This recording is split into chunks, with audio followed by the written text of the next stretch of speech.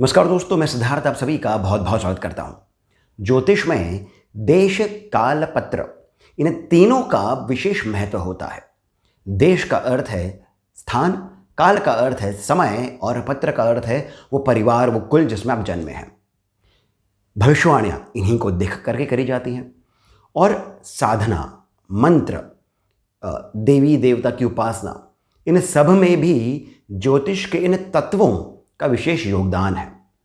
जैसे कि कई साधनाएं होती हैं जो किसी स्थान विशेष पर बैठ करके ही करी जाती हैं, सिद्ध तभी होती है। कुछ साधनाएं जैसे नदी के तट पर करी जाती हैं, कुएं के पास बैठ करके करी जाती हैं, पेड़ के नीचे बैठ करके करी जाती हैं। यदि घर पर भी करते हैं तो किस ओर आपका मुख है, किस दिशा में आपका मुख है, वो सब भी बहुत महत्वपूर्ण होता है। उसी प्रकार वर्ष भर में कुछ ऐसी तिथियां होती हैं जो बहुत ही प्रबल होती हैं, बहुत पावरफुल होती हैं, जैसे कि होली, दीपावली। उसी प्रकार से कुछ नक्षत्र होते हैं। यदि वे किसी एक विशेष वार को वो नक्षत्र आ रहे हों तो उनकी बात ही अलग होती है, जैसे कि गुरु पुष्य नक्षत्र, रवि पुष्य नक्षत्र। उसी प्रकार से कुछ पूर्णिमाएं होती हैं, अमावस्या होती है, जैसे गुरु पूर्णिमा, सोमवती अमावस्या।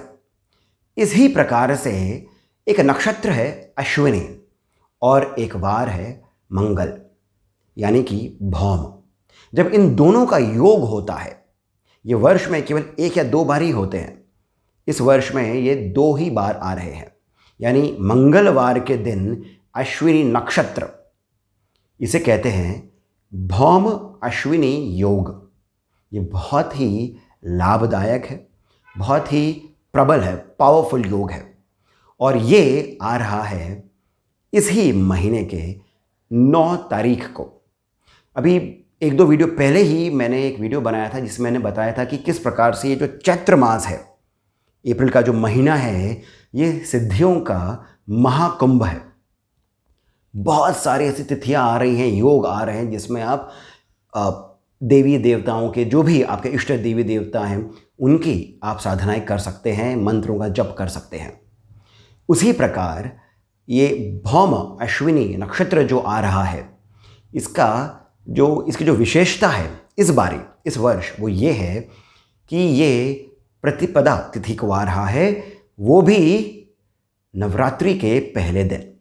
अर्थात एक तो भौम अश्विनी नक्षत्र की जो ये योग है, ये अपने आप में ही बहुत ही लाभदायक होता है, और साथ ही साथ ये आ रहा है नवरात्रों की पहली तिथि को। यानी आप समझ सकते हैं कि ये कितना पावरफुल है। अभी ये जो नवरात्रे आ रहे हैं, इनमें दुर्गा सप्तशती का पाठ करना तो श्रेयस्कर होता ही है, परंतु किसी कारणवश यदि आप ये नहीं कर पाते हैं, चंडी पाठ नहीं कर पाते हैं, तो फिर मैंने एक वीडियो में बताया भी था कि आप देवी अथर्वशीर्ष का पाठ कर सकते हैं। अब इसी देवी अथर्वशीर्ष, अर्थात इसे देवी उपनिषद भी कहते हैं, अथर्ववेद का ये उपनिषद है, इसी के फलश्रुति में कहा गया है कि इसका पाठ सबसे अधिक लाभदायक होता है यदि इसे आप भौमा अश्विनी नक्षत्र के समय कर सकें।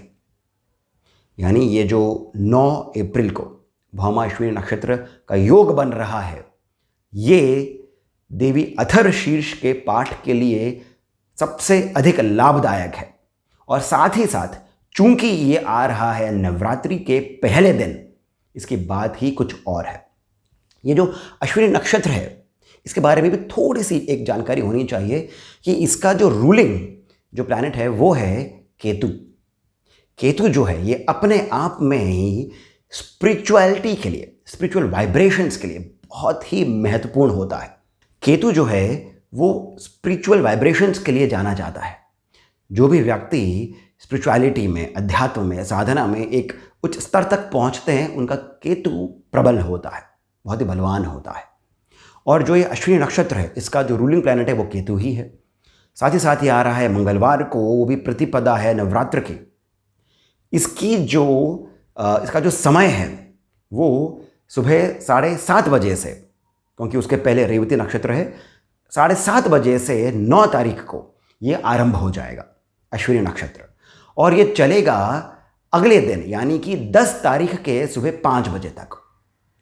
अब जो देवी अथर्वशीर्ष है, उस ही की फलश्रुति में बात करी गई है संध्या की।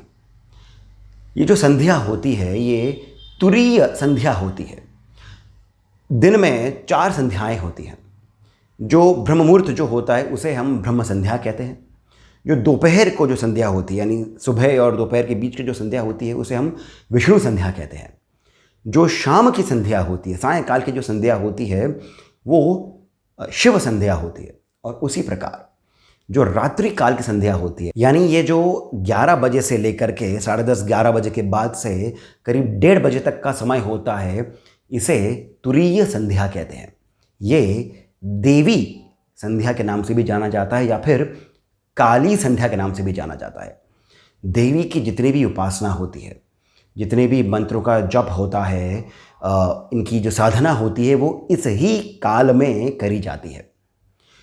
पूरे दिन यानी 9 तारीख को सुबह 7:30 बजे से लेकर के अगले दिन सुबह के 5 बजे तक सर्वार्थ सिद्धि योग भी है।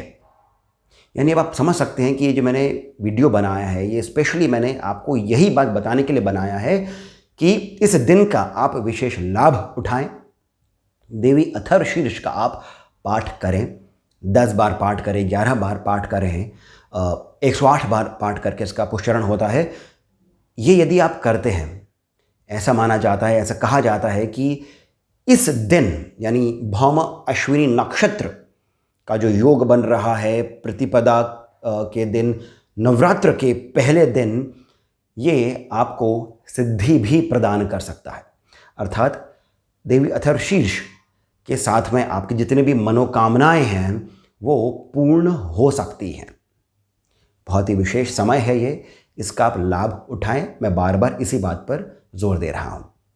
यदि आपको इस वीडियो में दी गई जानकारी सुंदर लगी हो तो कृपया करके इस वीडियो को लाइक अवश्य करें, हमें सब्सक्राइब करना नहीं भूलें और कमेंट सेक्शन में जो पहला कमेंट दिया हुआ है वहाँ से पेटीएम, जीपे इत्यादि के माध्यम से जितना अधिक हो सके आप हमें श्री सहयोग भी प्रदान करें, बहुत अधिक प्रोत्साहन मिलता है।